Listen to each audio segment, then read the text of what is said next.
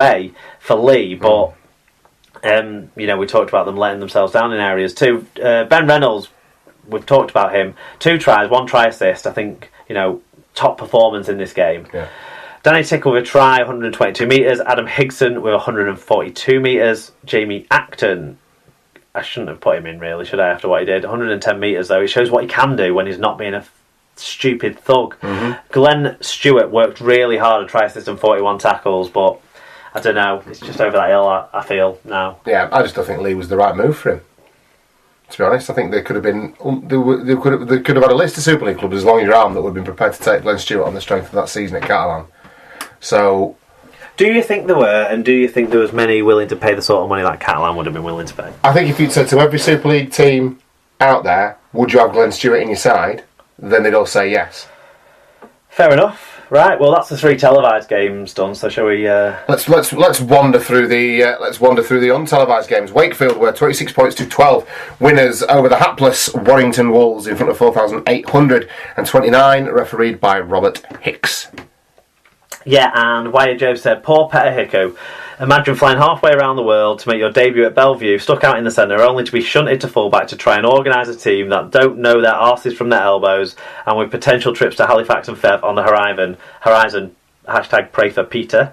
And in terms of review, Wyatt are still shy. Yeah, I wouldn't pray too much for Peta-ing. I imagine he's been well recompensed for his time over here, however short that may be at Warrington. Lee Whitnell said, utterly fucking garbage, that is all. Short but sweet. Wakey White said, Wakey left the Wolves howling after a good display in which they controlled the game throughout. Kyle Wood in particular was a constant thorn in Tony Smith's balls as he tormented at will. Wire were pretty feeble despite having lots of possession on Wakey's line. They huffed and puffed without ever looking dangerous and ended up being bullied by their muscular Trinity pack. Top 4, here we come. Ooh, they're on for a push for it then for Wakefield. Fair play, called it. Warrington just at the risk of creating a bit of a pun here, they're just petering out. Aren't they? Yeah. I told you last week, Peter Hickey is not the answer to the question, how do we kickstart our season? Now, I do feel sorry for him having to organise a team from full-back. That is tricky. But Warrington are far less than some of their parts at the minute, and have been all season for me, and there's got to be an inquest into this.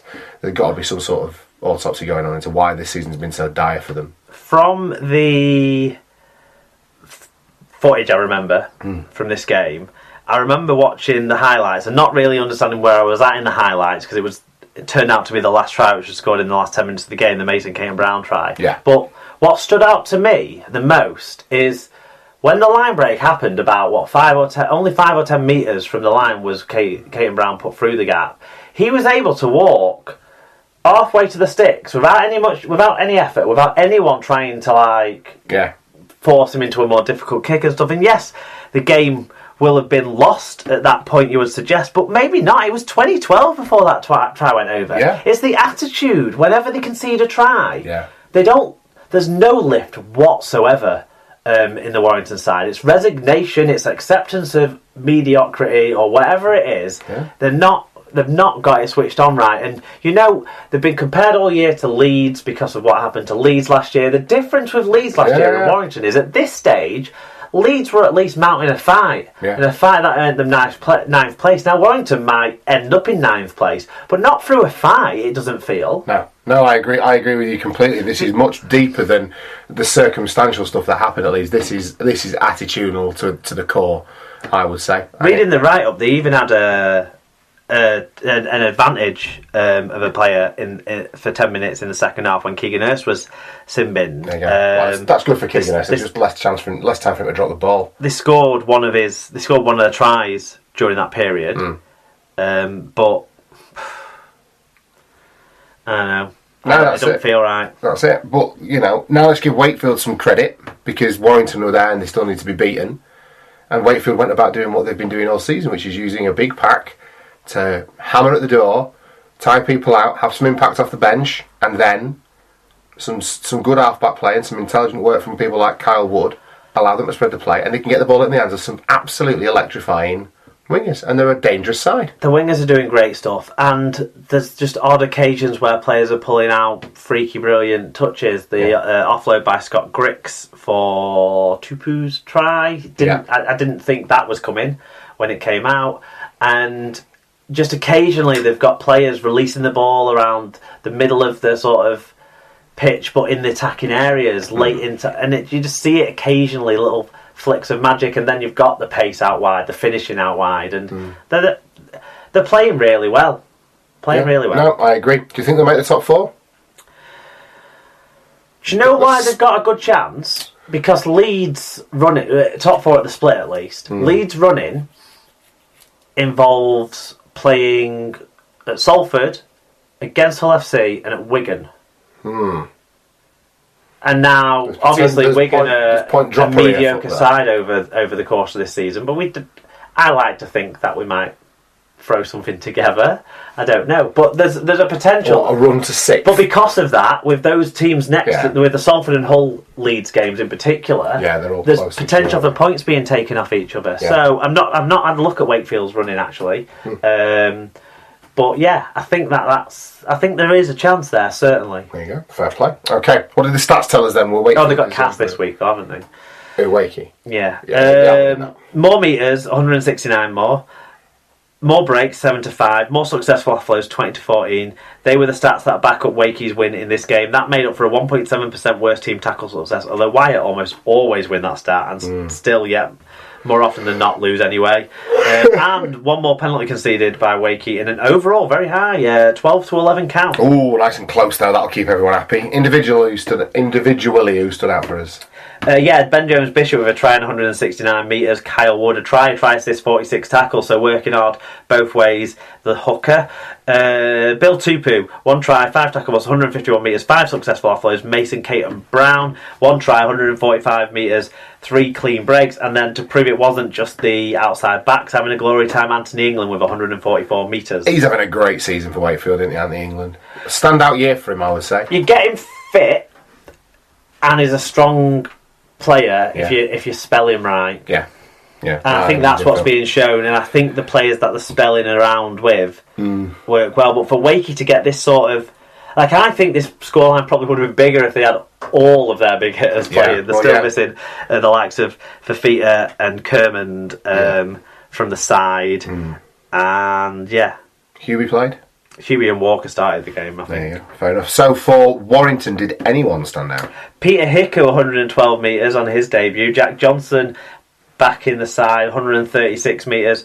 Ryan Atkins, 150 metres, 4 successful offloads. Darryl Clark, 40 tackles and 112 metres. I still think he's playing pretty well this year. Yeah. I don't understand this dropping him down to the bench business. Unless it's feeling that he's going to get a bit more of an impact from there. Yeah, young Will Dagger, the fullback, went off injured. That's why the Hiku switch happened. Yeah. Fantastic then. Okay, Salford 36, Huddersfield 20 was the final score down at the AJ Bell. In front of 3,718, refereed by Phil Bentham. Yeah, M. Hogan 86 says, massive win for us, Salford. Puts us back in second, was like a Royal Rumble for the first 5 minutes. With 3 concussion tests, we pretty much dominated for the next 65 minutes and switched off again in the last 10 to let them in twice. We've some big games coming up and we need to get that sorted on to Leeds next week. Yeah, well, there's some things that bode well for Salford in terms of preparation for that Leeds game. Defensively, I thought they were very strong. From the looks of the way things panned out for them, they've limited Huddersfield, who admittedly missing probably their main attacking threat in Jake Mamo, but it was a dominant performance until they put the cue on the rack, really, wasn't it? Well, that Darnell McIntosh try that finished everything off was sort of schoolyard once in a season type stuff for a side. Yeah. And like you say, there was an element of the game was already won there, and a forward pass from Leroy Cudjoe to finish things off nicely. Always helps. He does love a little, likes a forward pass. But to be honest, it was great play. You don't take that try off the board it would be for a marginal pass. Yeah. Because it was, marginal. Yeah. But yeah, the game was already won by that point. And I think Salford, from what I understand of the game, had the better of the first half, but didn't quite finish things off after this maybe didn't reflect, the 18-10 didn't reflect that, but then the second half they started it with a great run of form, didn't they? And the first 20 minutes of that second half blew them away, and Big Ben Murdoch-Masila kind of had the victory all round up. And it will be worrying that the Giants got back into it somewhat, but I think get 36 on the board before you let them back in rather than 24 is the lesson they've learned. Yeah, there you go. Well, that's it, but fair play to them. And one of the most under-the-radar teams in the league go back up into second spot. Yeah, and it's under-the-radar signings like Chris Whelan. No one really talked about how big a deal this could be for them, and he's absolutely... that centre combination is probably the best in the league. Well, he was... This season. On performances and what they've contributed. No, in my head he was a squad filler who would come in the event of injuries, and he did have to wait a while to get his turn, didn't he? Yeah. But he's grasped it with both hands, and he's cemented himself a position in that side, and good on him. I've got a lot of time for anyone who's pulled on a Bulls jersey, especially during these difficult years. So it's nice to see him doing well. And this was done with the team that started the season so well, really. Gaz O'Brien back in at fullback. You had Kopchak and Tassi being your main forwards, and Krasnicki being in the squad there, and people like Carney and Hassan missing out. Yeah. So that's good to see. They've used the least players of anyone else. Don't know how much of a factor that might be, either if an injury crunch hits or, we've talked a few times, people flagged to us a few times, are Salford fatiguing, and these closing out of games not being an issue is a problem with bigger games on the horizon. It just means they don't fancy the depth of their squad, doesn't it? But with bigger games on the horizon, question mark, Salford to answer. But maybe they will. The stats emphasise that Salford were the better team in this game. 268 more metres, whilst limiting the Giants to under 1,000 metres. 0.5 metres per carry, better average gain, and a 10-5 win in the clean break count. Half as many errors, 5-10, and 2.4% better team tackle success. So just wins across the board. Individually, Junior Sow, 2 tries, 155 metres, 2 clean breaks. Convicted spousal Buer and new contract signer Robert Louis. A try, 2 try assists, 5 tackle balls, 127 metres. Lama Tassi, 146 metres. George Griffin off the bench there, 105 metres. And Joshua Jones with 2 try assists, 7 tackle balls, 103 metres. For Huddersfield, who stood out? Because there was points on the board. Yeah, and that flashy last try from young Darnell meant a try assist, 108 metres and 2 clean breaks for the young kids. So good work there. Jordan Rankin slipping in on his debut with 108 metres from fullback. Oliver Roberts made 40 tackles. That's another former ball for you there, Tom. Ryan Hinchcliffe outdid him with 41 tackles. And we'll squeeze in basketball/volleyball superstar Leroy Cudjoe with a try assist. That guy makes a big difference to this side. Massive difference. Okay, final game of the weekend then. So your Wigan Warriors defeat the Widnes Vikings by 28 points to 12 in front of 12,758, refereed by Scott Michalauskas. Yes, coming over here taking our referees. And I'm sure we're going to hear a lot about him because Widnes didn't like him. No, they don't. Neil McEwen said, "Now then, lads, not one for slating refs, but today's performance was awful. Wigan must have had him as third marquee salary. His bias towards them was laughable. Widnes just ran out of gas today. Played well in parts, but couldn't get a foothold because of Scotty, the 18th man. Think for next week, Jordan Johnson should replace Jeremiah on the bench to get some energy from the bench."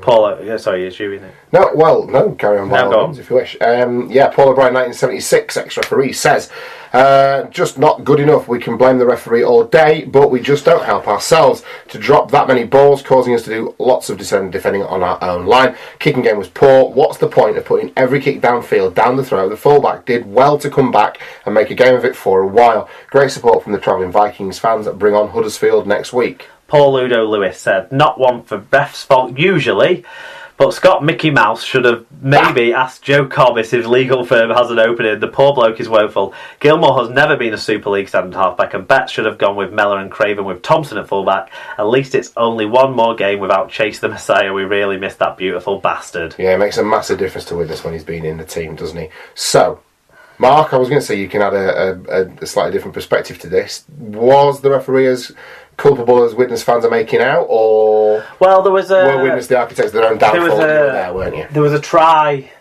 for Tony Clubb which has proved to be contentious. Dennis Betts said he knocked it on, then Tony Clubb sort of said I might have dropped it. The